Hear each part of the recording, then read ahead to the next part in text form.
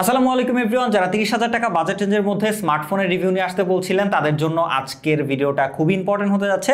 কারণ এই ভিডিওতে আমরা আরেকটু এক্সপ্যান্ড করে এটাকে 30 থেকে 35,000 টাকা নিয়ে গিয়েছি যে এই বাজেটের মধ্যে এই মুহূর্তে আপনাদের জন্য কোন কোন স্মার্টফোনটা কাদের জন্য বেস্ট হবে।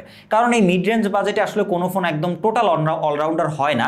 কোনো ফোন কোনো সেগমেন্টের আলাদা আলাদা ইউজারদের জন্য আলাদা আলাদাভাবে ক্রিয়েট করা হয়ে থাকে বা আলাদা আলাদাভাবে ফোকাসড করা হয়ে থাকে। সো কোন ফোনটা কার নেওয়া উচিত, কোন ফোনটা কাদের জন্য, সবকিছু জানতে পারবেন এই ভিডিওতে।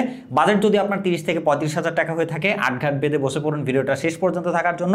ফার্স্ট অফ অল আমরা একদম কম থেকে শুরু করব, মানে 30 বা 30-এর একটু নিচে যাদের বাজেট তাদের জন্য বেস্ট এবং দারুণ একটা ফোন হচ্ছে CMF Phone 2 Pro। প্রথমত এক কথা বললে এই ফোনটা অ্যাকচুয়ালি ব্যালেন্সড একটা ফোন, মানে ওভারঅল সব দিক থেকে আপনি ব্যালেন্স একটা এক্সপিরিয়েন্স পাবেন with different language of design. প্রথমত ডিজাইনের কথা বললে খুবই ইউনিক একটা ডিজাইন আপনারা পাবেন CMF এর ফোনগুলো বা নাথিং এর ফোনগুলো আপনারা সবাই জানেন। তো ফোনটাতে আপনারা দারুণ ডিজাইনের পাশাপাশি একটা দারুণ ডিসপ্লেও পেয়ে যাচ্ছেন, যেখানে AMOLED 120 হার্জের একটা ডিসপ্লে ব্যবহার করা হয়েছে, যেটাতে HDR10+ এর কিন্তু সাপোর্ট থাকছে এবং 3000 নিটস পিক ব্রাইটনেসের সাপোর্ট থাকছে। ওভারঅল খুবই ব্রাইট এবং তার সাথে খুবই জোস একটা ডিসপ্লে এই বাজেটের মধ্যে। যারা ওভারঅল একটা ব্যালেন্স ফোন খুঁজেন তাদের জন্য কিন্তু একটা দারুণ একটা চয়েস। তার পাশাপাশি এইটাতে কিন্তু আপনারা প্রসেসরের দিক থেকেও মিডিয়াটেকের Dimensity 7300 Pro সাপোর্ট পেয়ে যাচ্ছেন। সো পারফরমেন্সের দিক থেকেও কিন্তু আপনি বেশ দারুণ একটা এক্সপিরিয়েন্স পাবেন। রেগুলার লাইফ ব্রাউজিং, মাল্টিটাস্কিং এর পাশাপাশি চাইলে কিন্তু আপনারা দিন শেষে টুকটাক গেমিংও করতে পারবেন এই ফোনটা দিয়ে। এছাড়াও রয়েছে 50 মেগাপিক্সেলের মেইন সেন্সর, 50 মেগাপিক্সেলের টেলিফটো লেন্স এবং রয়েছে 8 মেগাপিক্সেলের একটা ultra wide sensor. So overall কিন্তু এই বাজেট রেঞ্জের হলেও আপনারা ওভারঅল সব সেন্সরের সাপোর্টটাই পাচ্ছেন এবং সব এক্সপিরিয়েন্সে নিতে পারবেন। বেশ স্ট্যান্ডার্ড এবং ভালো কোয়ালিটির পিকচার পাবেন এই ফোনটি থেকে। 4K 30 FPS ভিডিও করার পাশাপাশি এই ফোনটাতে রয়েছে 5000 mAh ব্যাটারি উইথ 33 ওয়াটের ফাস্ট চার্জিং সাপোর্ট। সব মিলিয়ে কিন্তু আপনারা ব্যাটারি ব্যাকআপও দিন শেষে এটা দিয়ে যথেষ্ট ভালো পাবেন। ফাইনালি আমরা চলে যাব আরেকটু স্টাইলিশ কার্ভ ডিসপ্লে এবং পাতলা একটা স্মার্টফোনের দিকে। মডেলটা হচ্ছে Moto H50 Fusion। এটা নিয়ে কিন্তু আমরা ডিটেল ডেডিকেটেড রিভিউ করেছি, চাইলে আপনারা সেটাও দেখে নিতে পারেন। তো 30,000 টাকা বাজেটের মধ্যে H50 Fusionটা স্টিল একটা দারুণ চয়েস কিন্তু যারা একটু স্লিম, একটু স্টাইলিশ বা কার্ভ ডিসপ্লের একটা স্মার্টফোন খুঁজেন। ফার্স্ট অফ অল ডিসপ্লে হিসেবে এটাতে আপনারা পাচ্ছেন একটা কার্ভ POLED 120 হার্জ রিফ্রেশ রেটের ডিসপ্লে, যেটাতে কিন্তু আপনারা 1600 নিটস পিক ব্রাইটনেসের সাপোর্ট পাচ্ছেন এবং 120 এবং 144 হার্জ হাই রিফ্রেশ রেটের সাপোর্ট থাকছে। সেই জায়গা থেকে এইটা কিন্তু কন্টেন্ট ওয়াচিং এক্সপিরিয়েন্স আপনাকে জোস দিবে। কার্ভ ডিসপ্লে হয়, আপনারা কিন্তু রেগুলার লাইফ ইউজ থেকে শুরু করে এটা দিয়ে যদি মুভি দেখেন, কন্টেন্ট ওয়াচিং করেন, সেক্ষেত্রে বেশ দারুণ একটা এক্সপিরিয়েন্স পাবেন। তার পাশাপাশি পারফরমেন্স সেক্টরে এটাতে ব্যবহার করা হয়েছে 7S Gen 2 প্রসেসর। সেক্ষেত্রে আপনারা একদম ওভার এক্সপেক্টেড পারফরমেন্স এটা থেকে পাবেন না, তবে হ্যাঁ রেগুলার লাইফ স্ট্যান্ডার্ড পারফরমেন্স এটা থেকে ইজিলি আপনারা পেয়ে যাবেন। সেক্ষেত্রে আপনারা ব্রাউজিং করেন, মাল্টিটাস্কিং করেন অথবা টুকটাক লাইটওয়েট গেমগুলো খেলেন, সেক্ষেত্রে এটা মোটামুটি সব দিক থেকেই হ্যান্ডেল করতে পারবে। এছাড়াও রয়েছে 50 মেগাপিক্সেলের মেইন সেন্সর, 13 মেগাপিক্সেলের একটা আলট্রা ওয়াইড লেন্স। এটাতে থাকছে না কোনো টেলিফটো লেন্স, সো এই জায়গাতে একটু কস্ট কাটিং রয়েছে।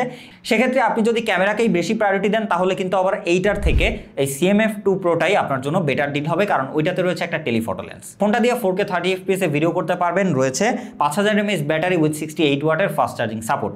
সবকিছু মিলিয়ে ব্যালেন্স পর্যায়ে থাকলেও যেহেতু একটা টেলিফটো লেন্সের কমতি রয়েছে, এই জিনিসটা অবশ্যই আপনাকে মাথায় রেখে এই ফোনটা চুজ করতে হবে। এরপরে আপনার বাজেটটা যদি হয়ে থাকে 30 থেকে 32-33,000 টাকার মধ্যে, তাহলে আমাদের হাতে রয়েছে দুইটা ফোন, দুইটাই গেমিং সেগমেন্টের ফোন।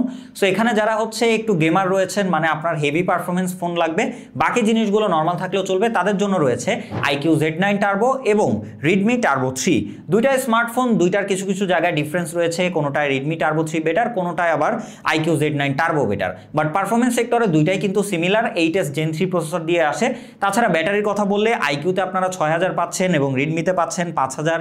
এছাড়াও ডিসপ্লেতে আপনারা দুইটাতেই AMOLED ডিসপ্লে, তবে Redmiতে আপনারা 120 হার্জ পাচ্ছেন, যেখানে আপনারা কিন্তু iQOOতে 144 হার্জ পাচ্ছেন। সো ওভারঅল সব দিক থেকে বিবেচনা করলে দেখা যাবে যে দুইটা ফোন আসলে পারফরমেন্সের দিক থেকে সিমিলারই, জাস্ট কিছু কিছু জায়গায় কম বেশি রয়েছে। সেক্ষেত্রে যদি আপনি ব্যাটারি ব্যাকআপ একটু বেশি চান তাহলে কিন্তু আপনারা iQOO এর ফোনটা নিতে পারেন, অথবা ব্যাটারি ব্যাকআপ যদি একটু কম চান তবে আপনারা যদি HDR10+ সাপোর্টেড একটা ডিসপ্লে চান, অথবা হচ্ছে আপনারা পারফরমেন্সের পাশাপাশি ক্যামেরাতেও বা ভিডিও সেগমেন্টে একটু বেটার আপগ্রেড চান, তাহলে কিন্তু আবার Redmiটা ভালো। এখানে আপনি চয়েস করে যে কোনো একটা নিয়ে নিতে পারেন। দুইটা স্মার্টফোনে কিন্তু এই বাজেটে পারফরমেন্স সেক্টরে কিন্তু দারুণ এক্সপিরিয়েন্স আপনাকে দিয়ে থাকবে। এরপরে আমরা চলে যাই আমাদের ফাইনালি 35,000 টাকা রেঞ্জের মধ্যে, যেখানে কিন্তু আপনারা টোটাল 3টা স্মার্টফোন পেয়ে যাবেন। তিনটাই বেশ দারুণ দারুণ স্মার্টফোন, তিনটাই খুবই ব্যালেন্স, খুবই স্টাইলিশ স্মার্টফোন। এর মধ্যে প্রথমটা হচ্ছে নাথিং ফোন 3A, দ্বিতীয়টা হচ্ছে Honor 200 অ্যান্ড ফাইনালি তৃতীয়টা হচ্ছে Moto H60 fusion. First of all Moto নিয়ে কথা বললে অনেকেই কিন্তু মোটোর ফোনগুলো পছন্দ করেন তাদের ইউআই এর জন্য, স্টক অ্যান্ড্রয়েডের একটা ফিল পাওয়া যায়। এছাড়াও মোটোর এই 8 সিরিজটা কিন্তু খুবই পাতলা হয়ে থাকে, কার্ভ ডিসপ্লের হয়ে থাকে। সো যারা কার্ভ ডিসপ্লে পাতলা ফোন খুঁজেন তাদের জন্য কিন্তু H60 ফিউশনটা বেশ দারুণ একটা চয়েস। ওভারঅল সব দিক থেকে আপনারা ব্যালেন্স একটা এক্সপিরিয়েন্স পাবেন, performance, display, battery backup, camera সব দিক থেকেই। এছাড়াও এই বাজেটে যদি কেউ ডেডিকেটেড ক্যামেরা সেন্ট্রিক ফোন নিতে চান তাহলে কিন্তু তার জন্য Honor 200 স্টিল বেস্ট একটা চয়েস, কারণ তারা পোর্ট্রেটে কিন্তু জোস কোয়ালিটির আউটপুট দিয়ে থাকছে। তার পাশাপাশি এরা কিন্তু পারফরমেন্স বা ব্যাটারি ব্যাকআপ বা ডিসপ্লে কোয়াড কার্ভ রয়েছে, আদারওয়াইজ সব দিক থেকে কিন্তু ব্যালেন্স একটা এক্সপিরিয়েন্স আপনাকে দিয়ে থাকবে।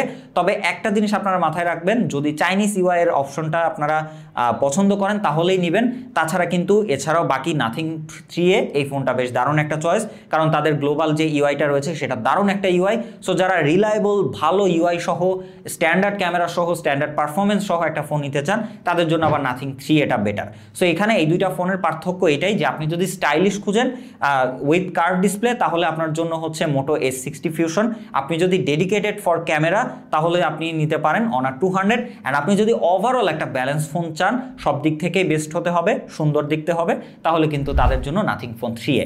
সো এই তিনটা ফোনের মধ্যে এই ক্যাটাগরিগুলো মেনটেন করে আপনারা আপনাদের দরকার অনুযায়ী ডিটেল রিভিউ দেখে কিনতে পারেন।